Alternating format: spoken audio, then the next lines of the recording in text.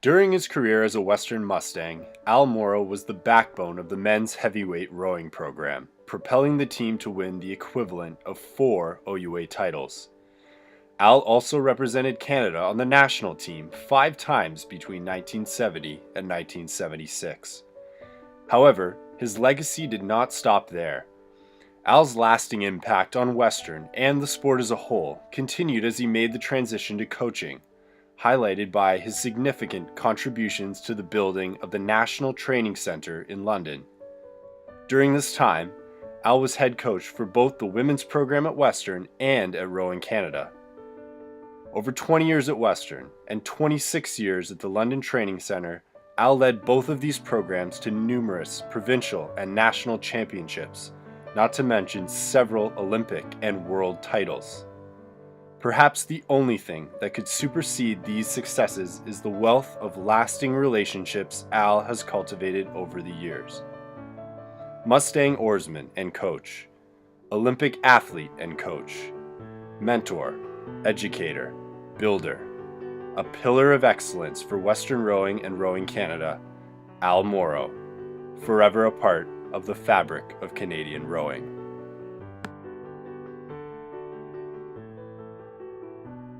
So he was my program coach at the university level and also for a while on the national team. So I started rowing at Western in 92 and graduated in 97. And Al was one of the reasons I came to Western. Al coached me on the national team from 1989 to 1992. So Al was my coach on the national team in the late 80s and early 90s. I first met Al about 20 years ago when I was rowing for South Secondary School in London. He coached as part of the women's program from 2004 to 2007. I have known Al Morrow. He was like my second dad for over a decade, which goes with all the spats and fights and learning and things that you do with your dad. But he was my coach from 1989 through 2000. I first met Al at the RCA Coaches Conference in Montreal. I know Al since 1982 when I met him the first time at a FISA coaching conference in Ireland. Al was my coach at Western when I was an undergrad. I've known Al since 1968. We rowed against each other and then we rowed with each other at Western and on the national team. I've known Al Morrow for over 35 years now, and my first contact with Al in a big way was as my first national team coach for the 1980 Olympics.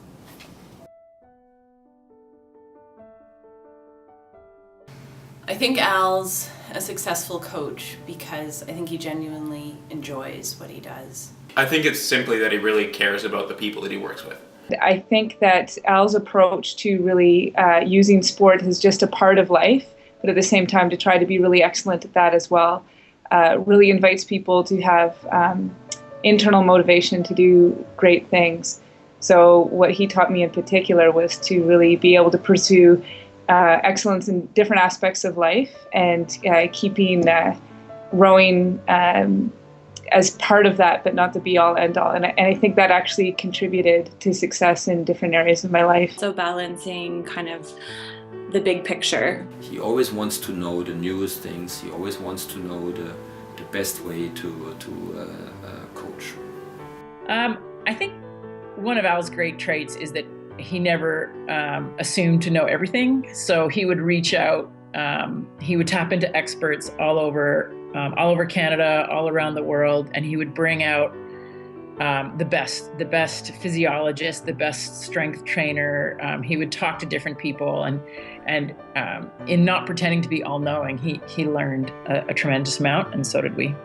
I believe rowing coaching is for him the combination of all his skills.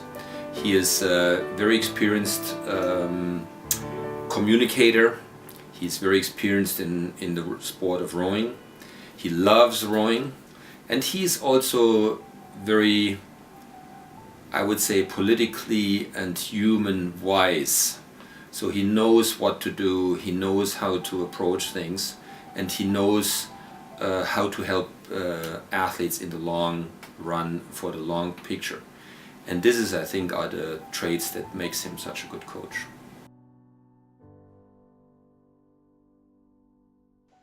Only one real word came to mind, and that was verbose. One would be dedication to his job, absolute dedication. And then the two others, which are the same thing, are basic together, are clear communication. He's excellent at communicating. So I would describe Al as hugely passionate. I think thorough, excellence, and caring. Loyal, humble, competent. Persistent and also caring. I would say storyteller and mentor. Well, I think on any given day, I could give 3 different words. You know, and certainly there were some days when I was rowing with him, they wouldn't have been very nice words. But in retrospect and without question, Al is detailed, thorough, and he might be surprised to hear me say this, but he's very open to ideas and suggestions and conversation. So He's a Western legend. He is a very good friend, and he is very experienced. What I think Al likes most about coaching is the people. I really do think he likes interacting with the athletes. And I think Al actually likes to impart a lot of his wisdom and his knowledge to the athletes. I think he likes telling stories. I think coaching gives him a great chance to tell lots of stories all the time. I think he likes seeing everyone go beyond rowing. But I think what sets Al apart a little bit is also how much genuine enthusiasm and enjoyment he gets from passing on lessons of excellence from all sources. Honestly, I think he's really, really inspired by the input that he can have on an athlete, only because I do remember him telling me that in undergrad, that he was motivated by the people that tried and the people that strive to be better. It's an opportunity to positively influence young people's lives. And I think, as most good coaches will tell you, that their success is measured years later when athletes come back and talk about what a great influence they've had on them and how they've positively shaped their lives. I think he derives great satisfaction from seeing athletes succeed and to fulfill their dreams. I think that on a personal level. But I think a little part of him is partially motivated by being the groundskeeper at Fanshawe Park. I think in 20 years we'll see him still like picking the tulips or trimming the hedges, still there, you know? I think that's what keeps him going.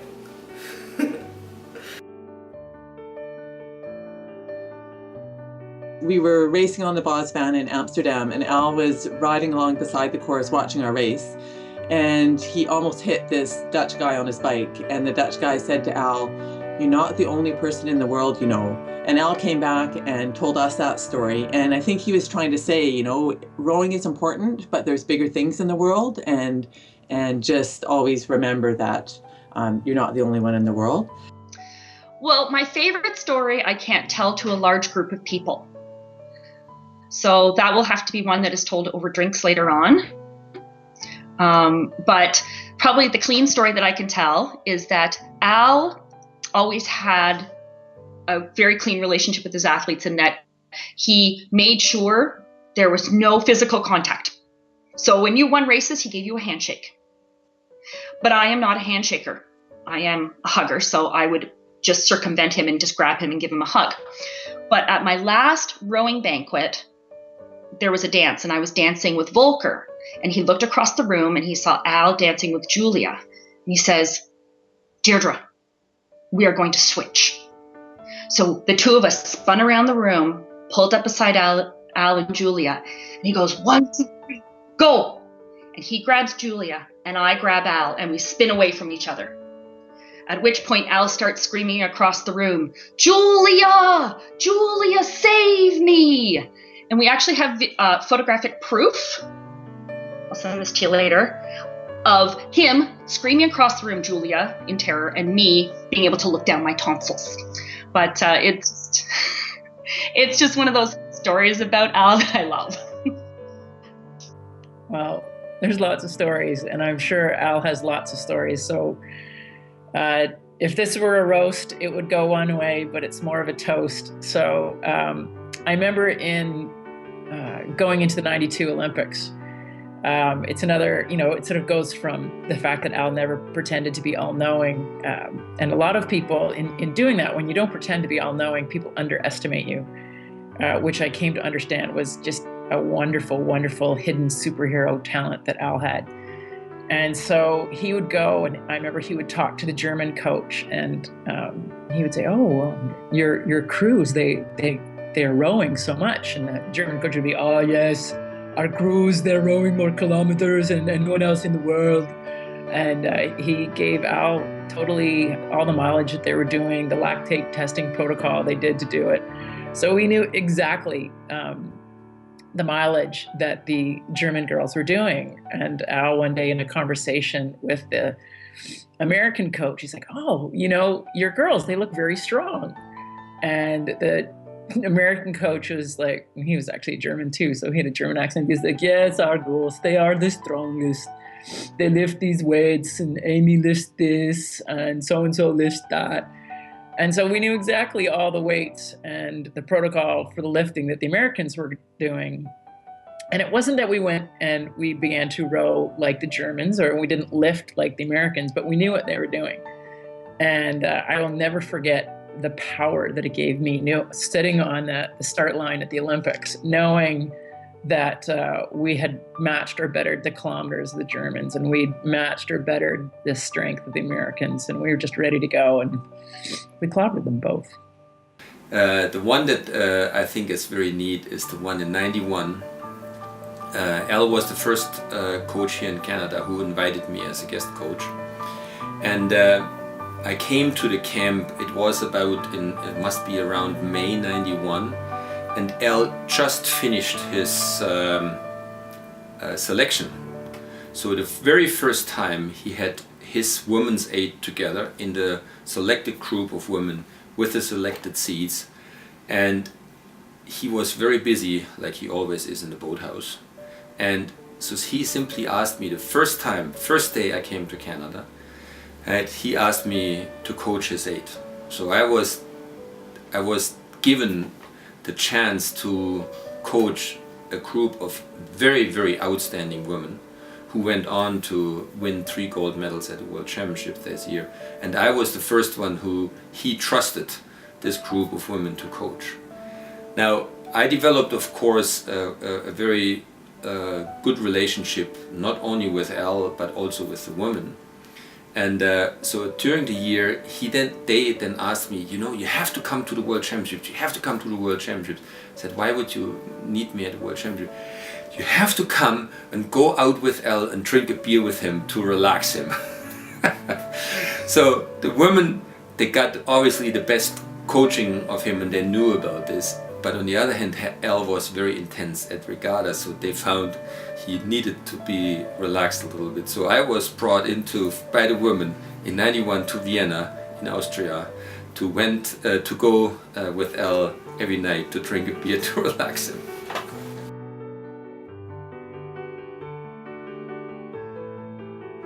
I think it's so fitting that Al is getting onto the wall of excellence for Western, because he really has built that program.